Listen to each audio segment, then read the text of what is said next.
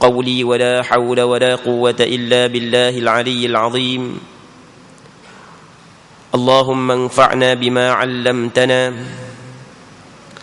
وعلمنا ما ينفعنا وعلمنا ما جهلنا وذكرنا ما نسينا اللهم يسر ولا تعسر رب تمم بالخير اللهم افتح علينا فتوح العارفين وفقنا توفيق الصالحين اللهم لا سهل إلا ما جعلته سهلا وأنت تجعل الحزن إذا شئت سهلا اللهم اجعلنا من السعداء المقبولين ولا تجعلنا من الأشقياء المردودين اللهم صل وسلم وبارك على سيدنا محمد وعلى آله وصحبه أجمعين والحمد لله رب العالمين. Kita sambung balik pengajian kitab Bulughul Maram berkenaan dengan hadis-hadis yang berkait dengan hukum hakam yang dikarang oleh Al-Imam Al-Hafiz Ahmad bin Ali bin Muhammad yang dikenali sebagai Ibnu Hajar Al-Asqalani, lahir pada tahun 773 Hijrah, wafat pada tahun 852 Hijrah, rahimahullah subhanahu wa ta'ala wa nafa'na Allahu bi'ulumihi fid darain amin. Kita sekarang ni masih lagi di dalam bab wudu, hadis yang ke-17. Hadis yang ke-16 katanya, wa an Jabirin radhiyallahu ta'ala anhu fi sifati hajjin nabiy sallallahu alaihi wasallam qala ibda'u bima bada Allahu bih akhrajahu an-Nasa'i hakadha bilafdhil amri wa huwa 'inda Muslim bilafdhil khabar. Maksud hadis daripada Sayyidina Jabir bin Abdullah radhiyallahu ta'ala anhuma mengenai cara Nabi sallallahu alaihi wasallam mengerjakan haji. Sabdanya, kamu mulailah dengan apa yang dimulakan oleh Allah tentang haji. Hadis ini dikeluarkan oleh Imam An-Nasa'i dengan perkataan perintah, oleh Imam Muslim dengan lafaz khabar. Muslimin muslimat yang dirahmati oleh Allah Subhanahu wa taala.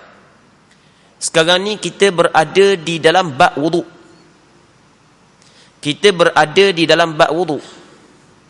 Imam Ibn Hajar Al-Asqalani mendatangkan satu hadis yang pernah disabdakan oleh Nabi sallallahu alaihi wasallam dalam bab haji.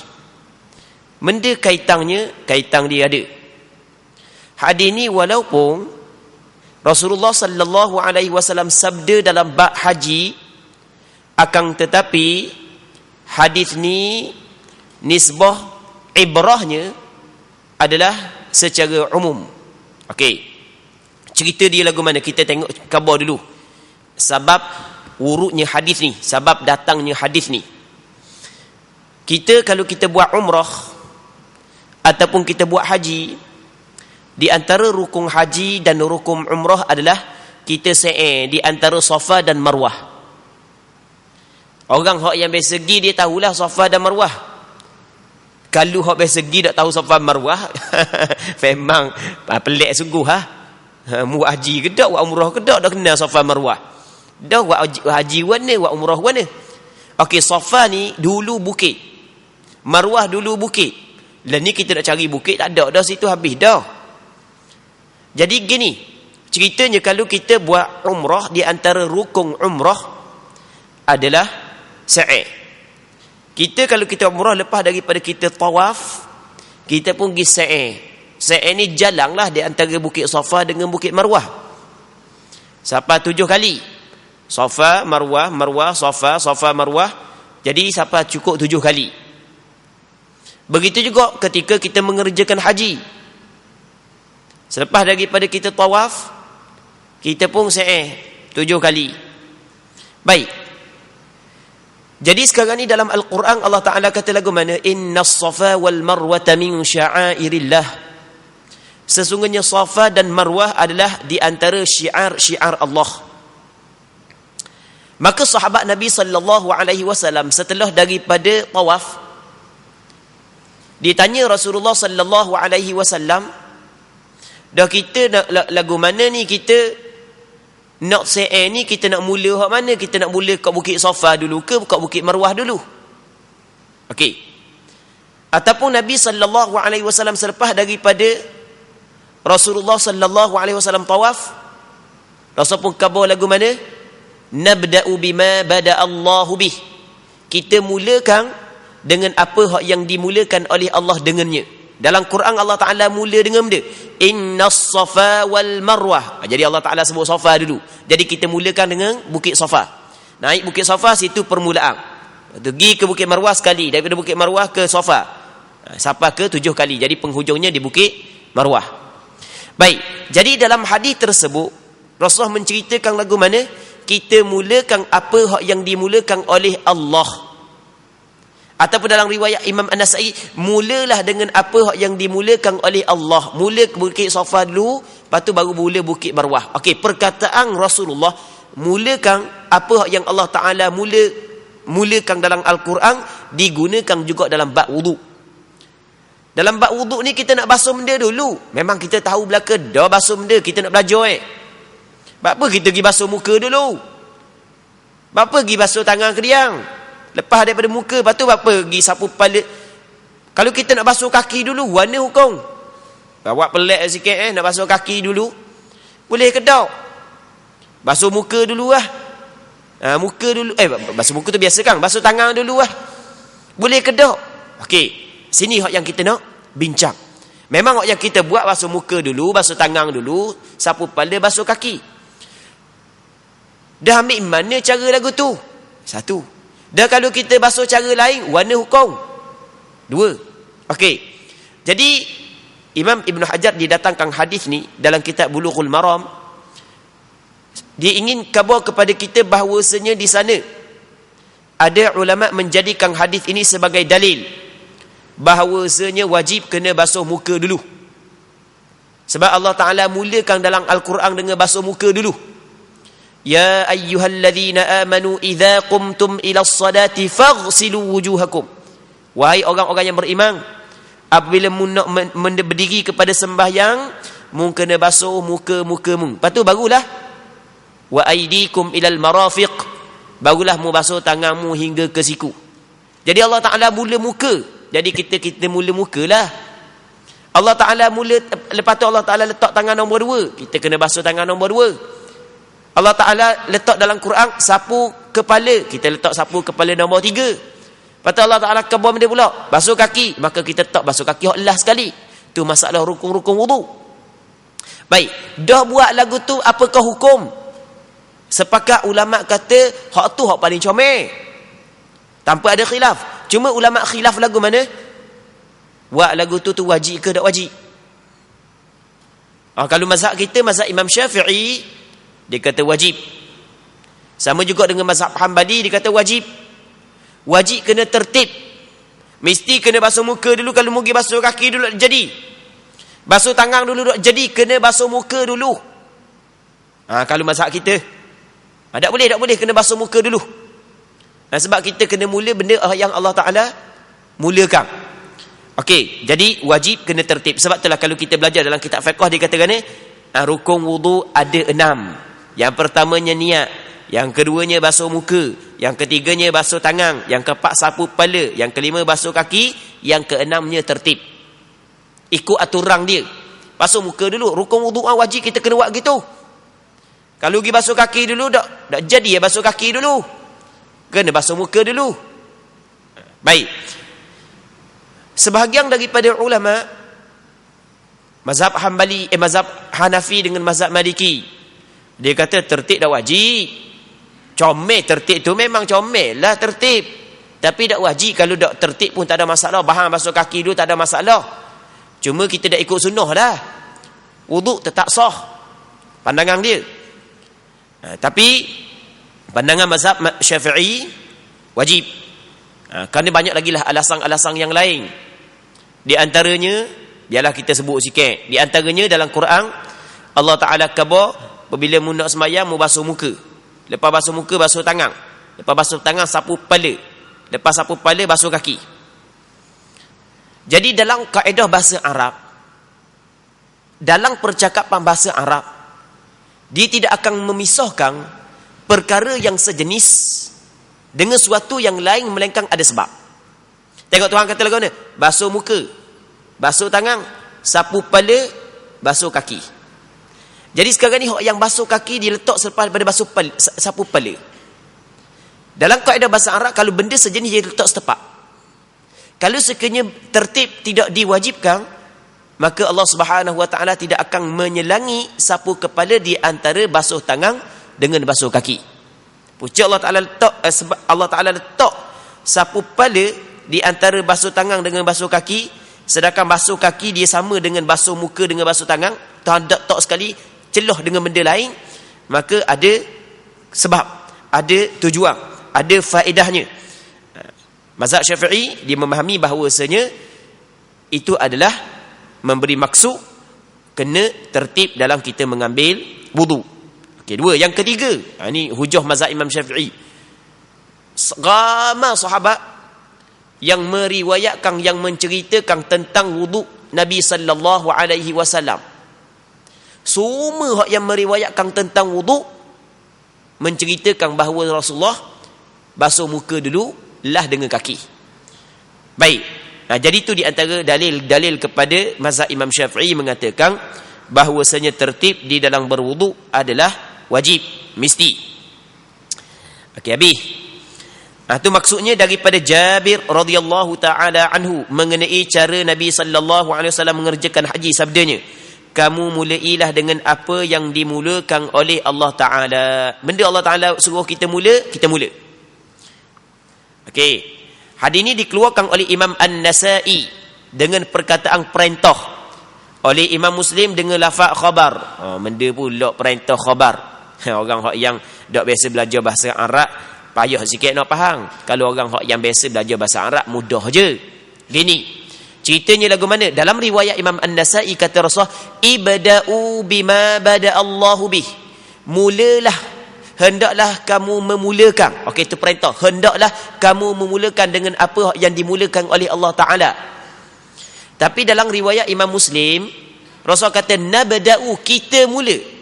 Khabar tu dipanggil, kita mula, nak cerita. Baik. Jadi, dalam riwayat Imam An-Nasa'i, perintah, suruh. Dalam riwayat Imam Muslim, khabar, bukan suruh, nak cerita. Kita mula. Itu secara ringkas lah. Tapi sebenarnya perbahasan khabar, kalam khabari, kalam insya'i, ni jadi panjang pula. Biarlah tak payah hurailah. Dia kalau kalam khabari, kalau orang mengaji kaedah, dipanggil dia mahtamadas sidqa wal kadhib. Setiap perkataan hak yang mungkin betul, mungkin tidak.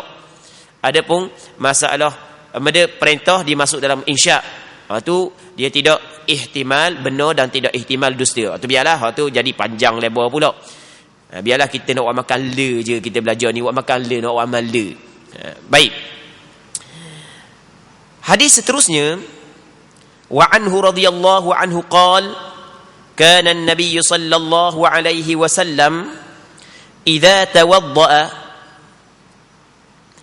adara al-ma'a 'ala mirfaqayhi akhrajahu ad-Daraqutni bi isnadin dha'if. Maksud hadis daripada Jabir radhiyallahu anhu juga katanya, Jabir bin Abdullah radhiyallahu anhuma, dia sahabat, ayah dia sahabat.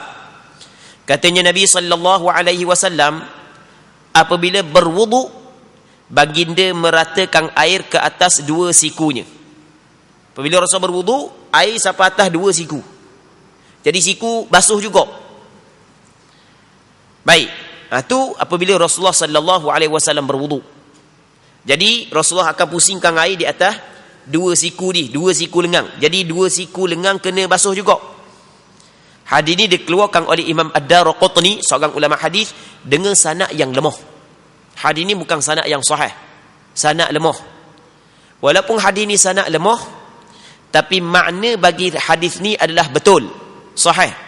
Tidak semesti hadis itu hadis dhaif, makna dia juga dhaif. Kadang-kadang makna dia disokong oleh hadis-hadis sahih yang lain.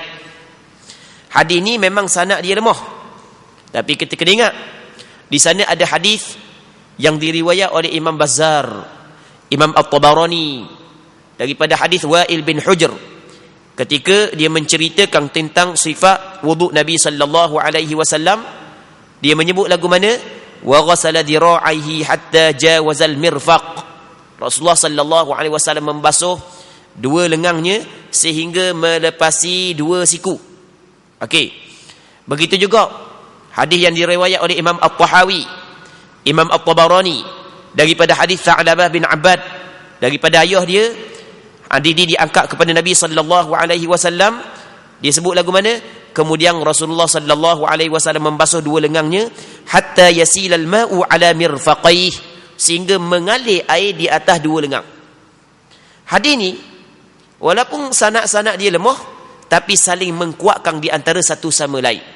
Sehingga kan sebahagian daripada ulama mengatakan bahawasanya hadis ni naik kepada martabat hadis hasan. Dia hadis, ada hadis dhaif, ada hadis sahih, ada hadis hasan. Kalau hadis dhaif tidak boleh dijadikan hujah dalam hukum hakam. Berbeza dengan hadis hasan dan hadis sahih. Walaupun hadis ni sanad dia dhaif, tapi oleh kerana di sana ada hadis-hadis yang lebih kurang makna sama dengan dia, maka saling mengkuat di antara satu sama lain sehingga kan boleh dijadikan hujah. Baik. Sebab itulah Imam Syafi'i di dalam kitab Al-Um, dia sebut lagu mana? Kata Imam Syafi'i dalam kitab kitab Imam Syafi'i, kata Imam Syafi'i, la a'lamu mukhalifan fi ijabi dukhulil mirfaqain fil wudu. Aku tidak mengetahui ada ulama yang berselisih pada hukum mewajibkan basuh dua siku ketika berwudu. Maksudnya Imam Syafi'i kata, setahu aku sepakat ulama mengatakan kena basuh juga dua siku masa kita berwudu. Jangan siku dak basuh. Macam budak-budak ambil air semayang. Kadang budak-budak ambil air semayang, kita tengok ni dak kena sekarang. Nampak kesang siku dak kena. Kalau budak-budak dak apa takut tua buat gitu juga. Budak-budak dak apa ada dosa. Budak-budak mai hak tua buat gitu juga, jeng kering Dan nak sah mana semayang? Wudu tak sah. Baik. Jadi sebab itulah kita kena jaga daripada wudu lagi. Tu di antara syarat-syarat sah sembahyang. Okey, habis. Seterusnya, wa an Abi Hurairah radhiyallahu anhu qala Rasulullah sallallahu alaihi wasallam, la wudu'a liman lam yadhkur ismallahi alaihi. Kata Nabi sallallahu alaihi wasallam, akhrajahu Ahmad wa Abu Dawud wa Tirmidzi, akhrajahu Ahmad wa Abu Dawud wa Ibn Majah bi isnadin dha'if. Wa Tirmidzi an Sa'id bin Zaid wa Abi Sa'id nahwuhu wa qala Ahmad la yathbutu fihi syai'. Okey, maksud hadis katanya daripada Abu Hurairah radhiyallahu anhu, katanya sabda Rasulullah sallallahu alaihi wasallam, tidak sempurna wuduk seseorang yang tidak menyebut nama Allah pada permulaannya. Hadis ini dikeluarkan oleh Imam Ahmad dalam kitab Musnad dia, Imam Abu Dawud dalam kitab Sunang dia, serta Imam Ibn Majah juga dalam kitab Sunangnya dengan sanad yang lemah. Sanad hadis juga lemah. Menurut Imam Tirmidzi daripada Sa'id bin Zaid dan Abu Sa'id seperti itu juga dalam riwayat Imam Tirmidzi. Kata Imam Ahmad tidak sabit mengenai sesuatu dalam hadis ini berkenaan dengan mula baca bismillah pada permulaan wuduk, tidak sabit. Muslimin muslimat yang dirahmati oleh Allah Subhanahu wa taala, dalam hadis ni menyebut bahawasanya tidak ada wuduk bagi mereka yang tidak membaca nama Allah ketika dia berwuduk. Orang yang ambil wuduk kalau tidak baca bismillah, maka tak ada wuduk. Maksud tak ada wuduk pada asalnya adalah tak sah wuduk dia. Itu pada asal. Tidak sah wuduk dia. Itu pada asal.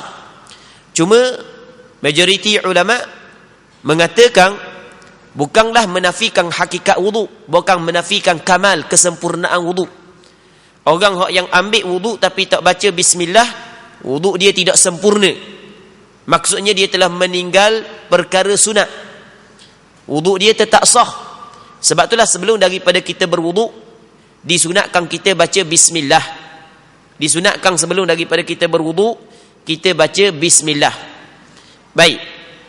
Di sana ada pandangan sebahagian daripada ulama, satu riwayat daripada Imam Ahmad bin Hanbal dan pandangan yang masyhur dalam mazhab Hanbali, bahawasanya membaca bismillah sebelum daripada berwuduk bukanlah sunat, bahkan hukum dia adalah wajib. Dah hadis ni hadis dhaif ni, mana boleh dijadikan sandaran?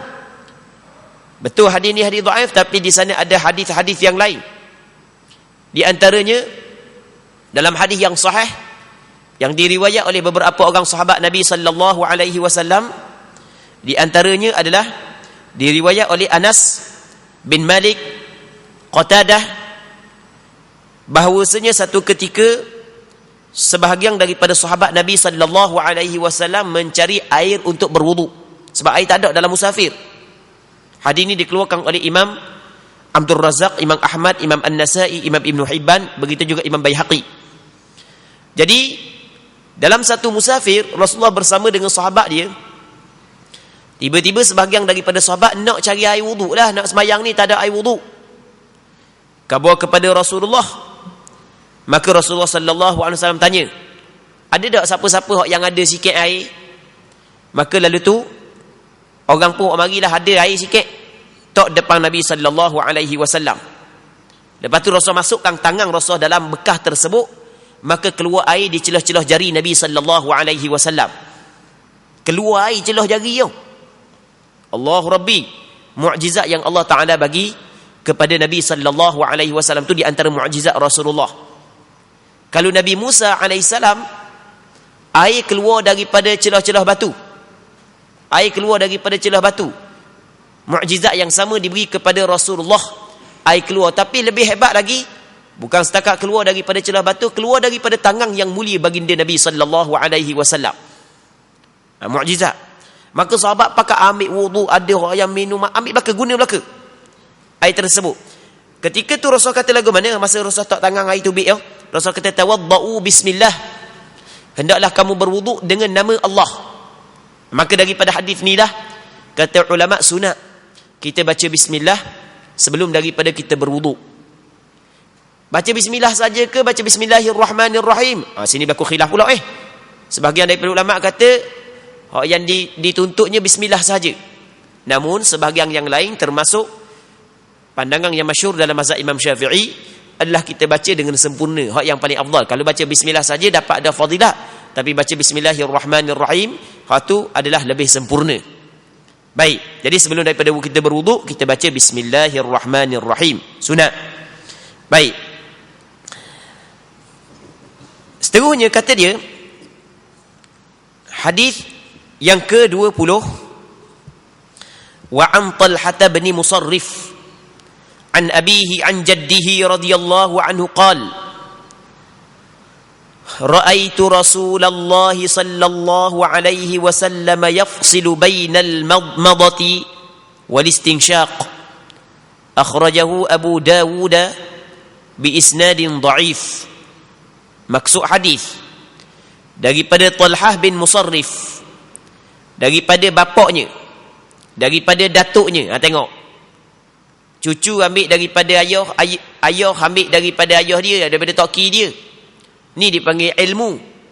Ilmu dia kena berguru, ambil daripada ulama. Dia kena berguru, kena bertalaqi, kena duduk depan guru. Bukanlah baca seorang. Baca seorang, dia bukanlah dikatakan menuntut ilmu. Tengok, kata dia lagu mana? Talhah bin Musarrif ambil daripada ayah dia, ayah dia ambil daripada datuknya. Ini dipanggil sana ilmu. Sebab itulah kata ulama lagu mana? Al-isnanu minad din, laula al-isnadu laqala man syaa ma syaa. Sanad ni pertalian ilmu sampai kepada Rasul adalah daripada agama. Kalau tak ada sanad, tak ada pertalian ilmu sampai kepada Rasulullah, maka orang tu dia boleh cakap benda yang dia kena cakap ikut hawa nafsu Akhirnya benda yang nafsu dia setuju, maka dia akan kata boleh. Nafsu dia tak setuju, dia akan kata tak boleh. Akhirnya menjadikan nafsu sebagai Tuhan, memperhambakan diri kepada nafsu, bukan memperhambakan diri kepada Allah Subhanahu wa taala. Baik. Jadi sebab itulah pentingnya berguru. Kita kena belajar dengan guru yang pernah belajar daripada guru yang pernah belajar daripada guru. Begitulah bersambung sehingga kepada sahabat, sehingga kepada Nabi sallallahu alaihi wasallam.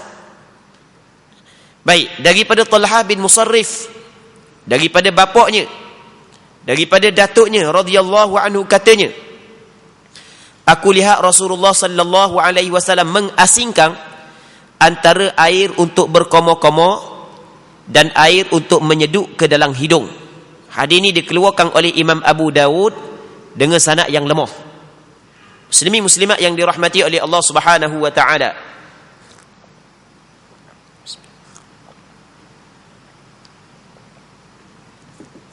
Di antara apa yang kita bincang sebelum daripada ni adalah di antara sunat wudu berkomor dengan isap air ke hidung, masuk air ke hidung.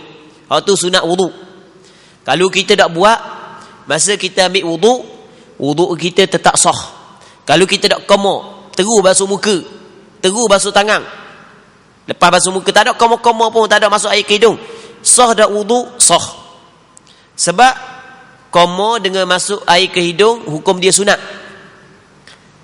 Cuma walaupun wuduk kita sah, tapi kita telah meninggal satu kelebihan. Kita telah meninggal satu kelebihan. Kita telah meninggal perkara sunat. Kita meninggal pahala. Nampak? Sunat. Tapi sebenarnya penting kita melakukan sunat kerana sunat ni dia dapat menampung kekurangan hak yang kita buat dalam masalah hak, dalam benda hak yang fardu.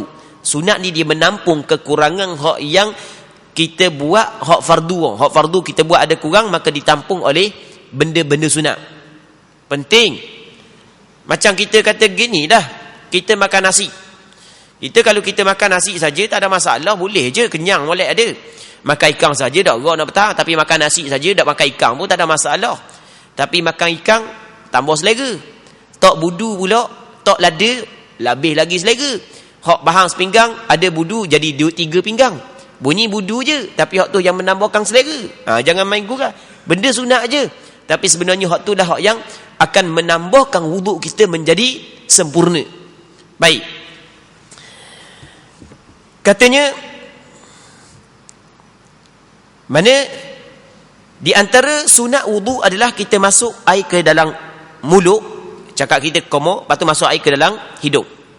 Dua di situ. Dalam hadis ni menceritakan bahawasanya Rasulullah menceraikan di antara berkomor dan ngisap air ke hidung. Ambil air, komor, ambil air, masuk ke hidung. Ambil air, komor. Tengok, pisahkan di antara masuk air ke dalam mulut dengan masuk air ke dalam hidung. Pisahkan. Jadi sebenarnya kita boleh buat lagu ni. Kita ambil air, kita komor, terus air masuk ke dalam hidung. Tu kita tidak pisahkan. Boleh kita buat ambil air, komor, lepas tu ambil air, masuk ke dalam hidung. Lepas tu kita pisahkan. Okey ya? Boleh faham eh? Sekali lagi. Jadi kita komor saat ni, dia sunat kita komor atau sunat air, masuk air ke dalam hidung. Kita ambil air, kita komor. Ambil air, masuk air ke dalam hidung. Tu dipanggil kita pisahkan di antara berkomor dengan masuk air ke dalam hidung. Dan boleh kita buat ambil air, komor, lepas daripada komor, terus masuk air ke dalam hidung. Lepas tu kita gabungkan dalam satu cedok di antara komor dengan masuk air ke dalam hidung. Dalam hadis ini menyebut bahawasanya Rasulullah sallallahu alaihi wasallam memisahkan di antara berkomor dengan masuk air ke dalam hidung. Cuma hadis ni adalah diriwayat dengan sanad yang dhaif. Bukan diriwayat dengan sanad yang sahih. Okey, satu. Hadis yang ke-21. Wa an Ali radhiyallahu anhu fi sifatil wudu. Thumma tamadmada wastanthara thalatha yumadmidu wa yanthuru min al-kaff alladhi ya'khudhu minhu al-ma'. Akhrajahu Abu Dawud wan Nasa'i. Maksud hadis daripada Sayyidina Ali radhiyallahu anhu mengenai cara berwuduk. Sayyidina Ali menceritakan berwuduk Nabi sallallahu alaihi wasallam. Kemudian Nabi berkomor-komor dan menyeduh air ke hidung 3 kali. Ia berkomor-komor dan menyeduh air yang di tapak tangannya. yang ditapak tangannya. Maksudnya dia komo dengan masuk air ke hidung buat sekaligus. Tadi cerai Kang. Ni buat sekaligus. Hadis ni dikeluarkan oleh Imam Abu Daud dan Imam An-Nasa'i. Kita baca satu lagi hadis sebab sama perbahasan dia.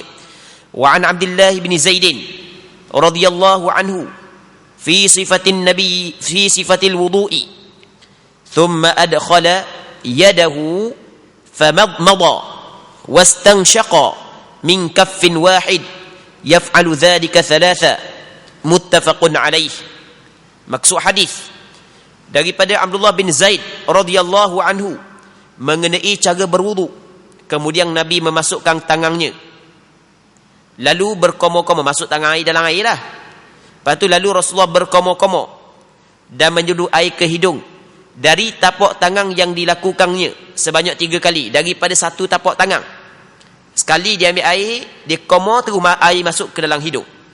Sebanyak 3 kali Rasulullah ambil air, komo terus air masuk dalam hidung. Ambil air, komo terus masuk air dalam hidung.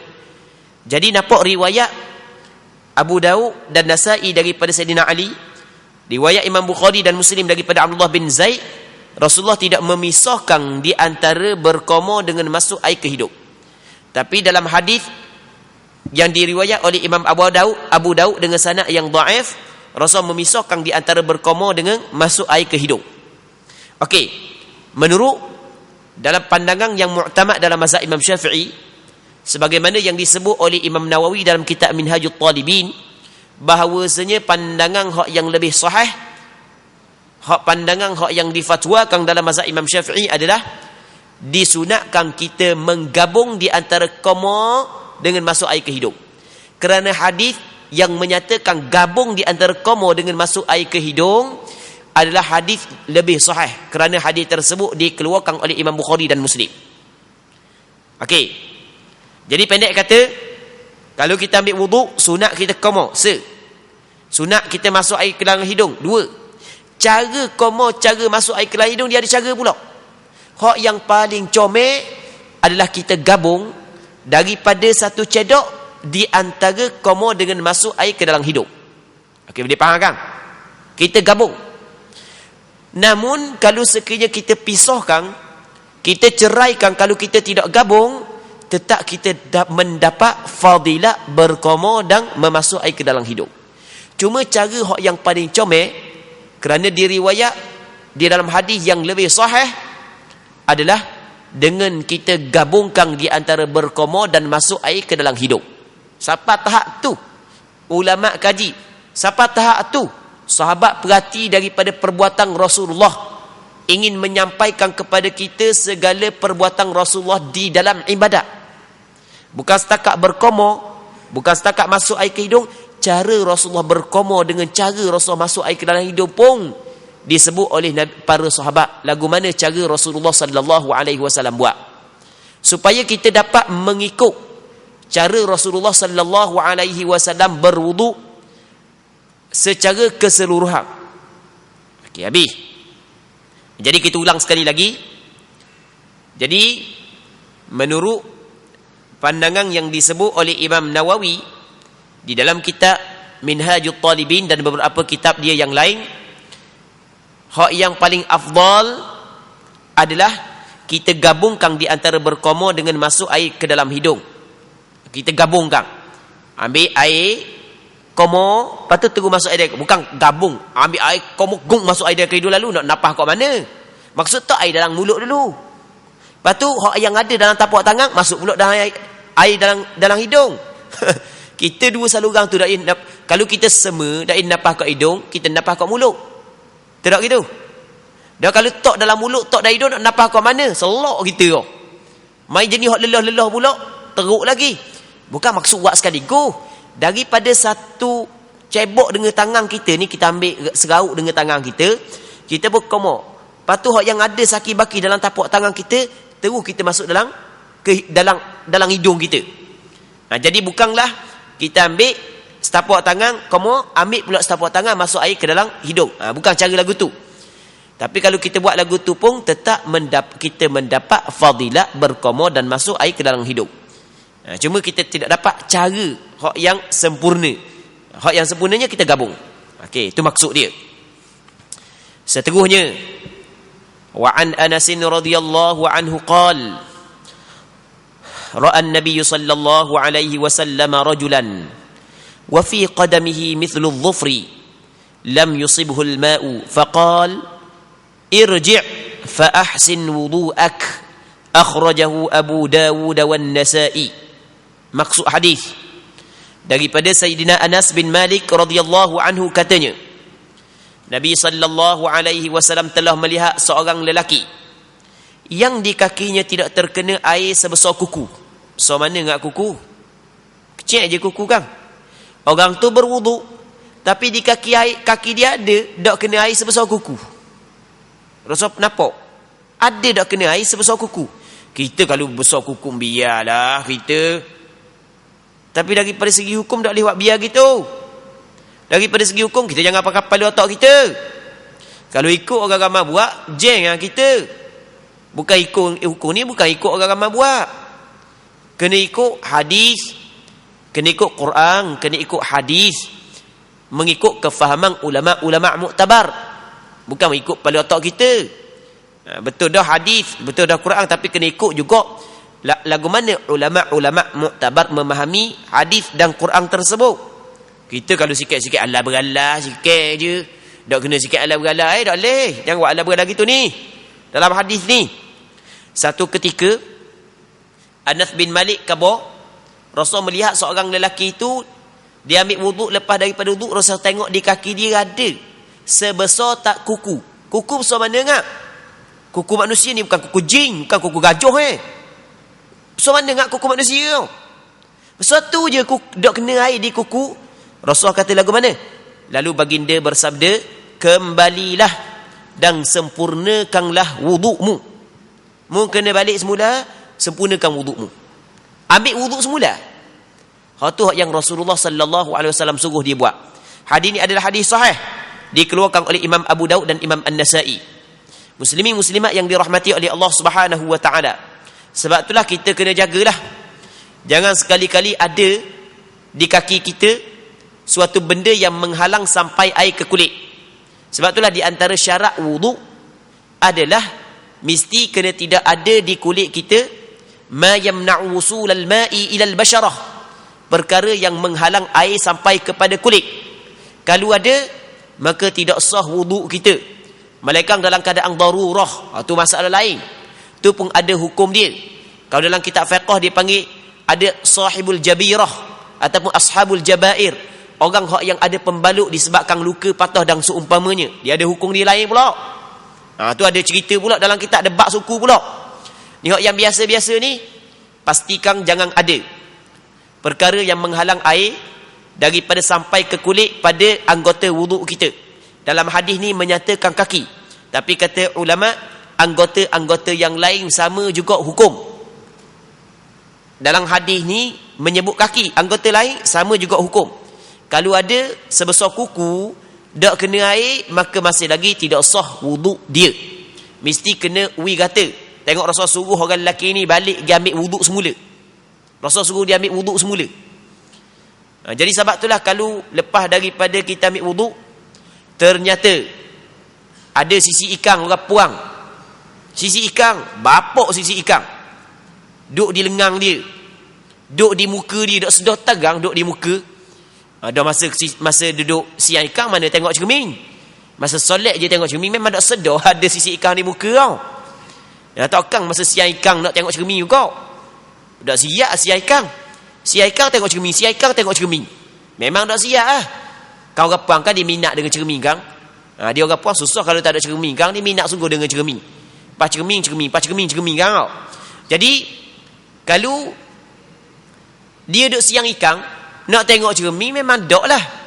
Kena sisi ikan di muka ke, kena sisi ikan di tangan, dok sedar. Lepas tu ambil wuduk. Lepas ambil wuduk, Allah tengok ada sisi ikan dok setarang di muka, ada sisi ikan dok setarang di tangan. Maka kata ulama, wuduk dia tidak sah lagi. Dah cara dia lagu mana cara dia? Menurut pandangan mazhab Imam Syafi'i, cara dia cabut sisi ikan. Dah cabut nak tak mana? Tahu jangan makan. Tahu tak apalah, nak tak mana pun ikut nak tak dalam pering ke, nak tak dalam beg piti tu pasamung lah. Masalah sekarang ni cabut dah, buang lah. Lepas buang, basuh semula tepat hak yang tak kena air. Basuh semula. Lepas basuh semula, kalau katakanlah di muka, basuh semula di muka. Lepas tu tangan hak basuh dah tadi kena basuh mula. Dah tadi basuh dah. Mau basuh saat ni tu tak kena cara. Sebab benda tak kena cara. Kerana basuh tangan tidak boleh kita nak buat melainkan setelah daripada sempurna basuh muka. Sekarang ni muka sempurna tak lagi? Tak sempurna lagi. Maka tak boleh kita basuh tangan. Kerana di antara rukun wudu adalah tertib. Tidak boleh kita berpindah daripada satu rukun kepada rukun yang berikutnya melainkan setelah daripada sempurna rukun yang pertama. Selesai dah baru boleh kita pindah kepada basuh tangan. Sekarang ni muka tak selesai lagi, ada lagi tempat tak kena air. Maka kita basuh mula kawasan hak dah kena air. Kawasan tu je lah. Lepas tu baru basuh tangan mula. Siapa kepala mula, basuh kaki mula. Tu kita kena ingat cara dia. Melainkan kalau sekiranya lepas daripada kita ambil wudu orang puang, dia pun sebelum pergi semayang dia pun pergi pula kat ikan. Dia belek-belek tengok ikan. Lepas tu dia pun basuh tangan, masuk dalam bilik, tengok ada sisi ikan di muka. Okey, kata ulama kalau begini keadaannya, buang sisi ikan, kalau tak mau buang lok gitu pun tak apa, boleh semayang, tak perlu dah basuh mula muka. Sebab dia, sebab ada kemungkinan sisi ikan tu baru kena. Kang dia pergi main pula ikan lepas dia tu kang. Sekarang ni tadi dia siang ikan, dia ambil wuduk, dia pergi cara pula ikan. Jadi dia pun masuk. Jadi apabila dia tengok dalam cermin, ada si ikan, maka si ikan satu itu ada dua kemungkinan. Kemungkinan yang pertama adalah kena hak tadi, maka tak sah wuduk. Kemungkinan yang kedua baru kena. Okey, apabila ada dua kemungkinan, kaedahnya adalah, kaedah fiqh menyebut al-aslu fi kulli hadithin taqdiruhu bi aqrabi zaman. Asal setiap benda yang baru berlaku, kita kena takdirkan, kita kena letakkan masa yang paling dekat. Masa yang paling dekat kita kena letak yang kedua tu lah. Macam kita contoh gini lah, benar dah kita sebut sebelum daripada ni. Cuma ingat ke tak dah tahulah. Rasanya dak ingat belaka benda hak khabar. Dia masa dia dah, kita hak yang dang tua ni bukanlah macam ke otak orang muda. Tambah-tambah duk dengar ni ngatuk lagi, payah nak masuk mana kan. Jadi kita benda khabar sebelum ni. Kita lepas daripada semayang, Assalamualaikum warahmatullahi, Assalamualaikum warahmatullahi, kita tengok tak cicak ada kaki. Allah, aku semayang dengan tak cicak. Okey, menurut pandangan masyhur dalam mazhab Imam Syafi'i, mazhab Imam Syafi'i dalam masalah ni ada dua pandangan. Kita kabur mazhab pandangan hak yang sentiasa, hak yang kita tahu, hak yang difatwakan adalah kita kena semayang mula. Tak usah semayang kita sebab ada najis, walaupun kita tidak tahu. Tapi ada pandangan yang kedua dalam mazhab Imam Syafi'i dalam masalah ni, kita ambil pandangan hak yang mengatakan tak sah dulu. Okey, tak usah semayang kita. Sebab dia, sebab kita semayang dalam keadaan kita ada najis. Sedangkan di antara syarat sah sembahyang, kita kena suci daripada najis yang tidak dimaafkan pada pakaian, pada tempat dan pada tubuh badan. Okey, tak sah kita kena sembahyang mula. Masalah yang kedua, lepas daripada kita beri salam, kita jakah 2-3 jakah. Lepas daripada kita jakah 2-3 jakah, kita rasa ada benda dalam bawah kaki kita. Tengok-tengok, tarik cicak. Tak kira lah benda pun, asal benda najis, tarik kubah pun tak apa, tarik cicak pun tak apa, ikutlah asal kata benda tu benda najis. Kita pun tengok Allah tarik cicak. Yang mana tak cicak ada kaki kita, ada dua kemungkinan. Kemungkinan yang pertama, kena dalam sembahyang lagi. Kemungkinan yang kedua, baru kena masa kita lakah saat ni. Maka kata ulama, sembahyang kita sah, tanpa perlu kita ulang balik. Kerana al-aslu fi kulli hadithin taqdiruhu bi aqrabi zaman. Asal setiap benda yang baru kena takdirkan dengan masa yang paling dekat. Mana masa paling dekat? Dalam sembahyang ke lepas jakah dah? Lepas jakah dah lah. Masa paling dekat, maka sembahyang kita sah. Banyaklah kaedah yang masuk ataupun hukum yang masuk dalam kaedah al-aslu fi kulli hadithin taqdiruhu bi aqrabi zaman. Kita buat contoh kepada orang puang pula. Contoh kepada orang puang. Jadi orang puang, contohlah kaedah ni. Orang puang bulan puasa baru ni dia datang haid, datang uzur. Maka bila datang uzur, maka tak boleh dah dia puasa. Setiap puasa yang ditinggalkan ketika dia uzur, maka wajib dia kena qada semula. Mesti kena qada semula. Baik, masuk bulan Syawal, dia qada. Okey, tak apalah qada. Lepas daripada dia buka, selesai buka pun semua sekali, dia pun masuk tanah nak kecing.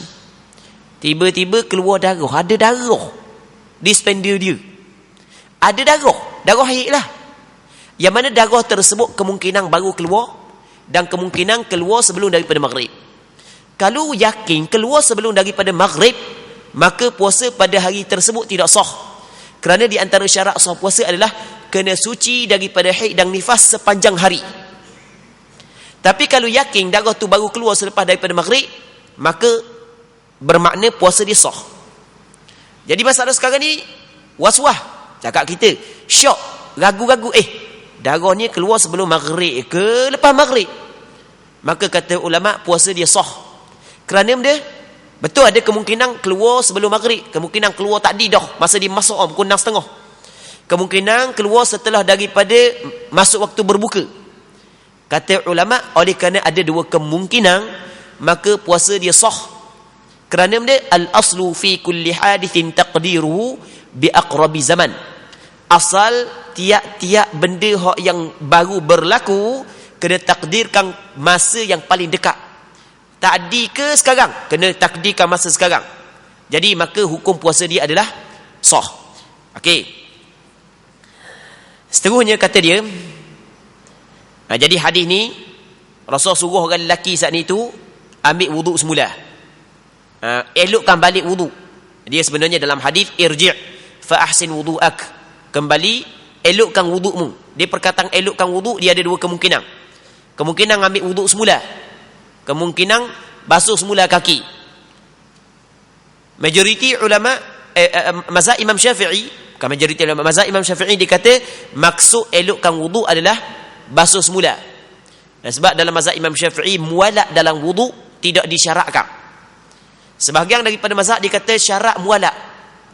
Jadi kalau orang tu tak ada mualak, maka tak sah wuduk dia.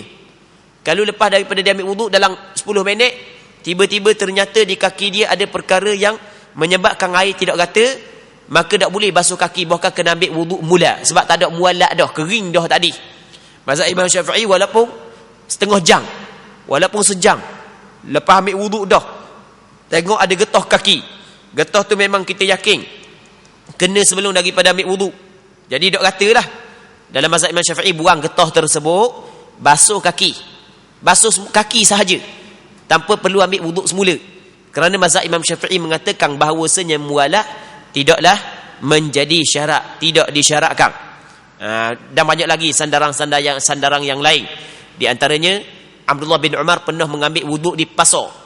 Lepas tu sebelum selesai wuduk tinggal lagi basuh kaki, dia pergi ke masjid, jalan, selang beberapa ketika baru dibasuh kaki. Jadi bermakna mualak pada wuduk bukanlah disyaratkan. Kalau tak ada mualak tetap wuduk dia sah. Namun disunatkan kita mualak. Kita kena lepas basuh muka terus basuh tangan. Jangan ada senggang masa yang lama di antara basuh muka dan basuh tangan. Okey, habis. Okey, kita rasa situ dulu untuk malam ni. InsyaAllah kita akan jumpa balik, akan datang, kita akan sambung balik. Kalau sekiranya dipanjangkan umur, kita berdoa kepada Allah Subhanahu wa taala agar apa yang kita bincangkan pada malam ini Allah Subhanahu wa taala memberi keberkatan dan sama-sama dapat mengambil manfaat. Wallahu Subhanahu wa taala a'la wa a'lam. Wa sallallahu ala sayyidina Muhammadin wa ala alihi wa sahbihi wa sallam. Walhamdulillahi rabbil alamin.